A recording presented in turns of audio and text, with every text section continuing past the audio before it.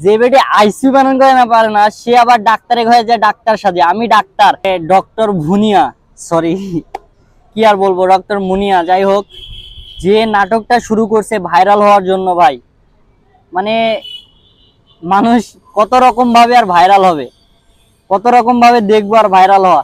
যে মানে 9 পাস করেনি, সে 10 পাস করেনি, সে যাই আপনার হচ্ছে কি বলে বাংলাদেশের সেরা হাসপাতালে, সরকারি হাসপাতালে, যে সেখানটে যে এত কাহিনী, আইসিইউতে যায় আইসিইউ বানান করে পারে নাই, আবার ডাক্তার সাথে এমবিপিএস ইন্টার্নি করতেছে, ইন্টার্নি।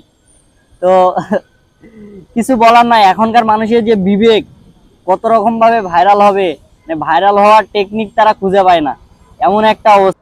তো কিছুদিন আগে যেটি দেখলাম সেটি হচ্ছে যে কয়েকদিন আগে আর কি, আইসিইউ একটা সাংবাদিকে বলছে, সময় টিভি সাংবাদিকে, যে আইসিইউ বানান কি।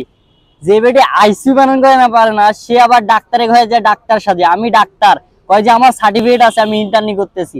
আইসিইউ মানে কি এটা বলতে পারে না, আইসিইউর পূর্ণ রূপ জানে না। মানে কি বলবেন ভাই, এগুলাকে মানে লাথি মারে দেশ থেকে বের করে দেওয়া উচিত।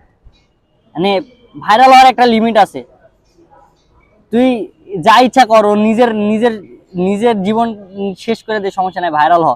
বাট এগুলা মানে যেখানটায় আমরা ডাক্তার, মানে আমরা ডাক্তার তো মানে আল্লাহর পরে, মা বাবার পরে ডাক্তারের স্থান। যাই হোক, এটা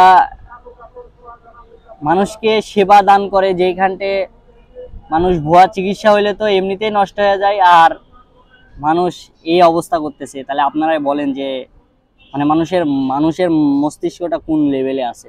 তো যাই হোক, ভিডিওটা সবাই শেয়ার করেন, বেশি বেশি দেখেন, এগুলা ডাক্তার ভুয়া ডাক্তারের কাছ থেকে দূরে থাকেন।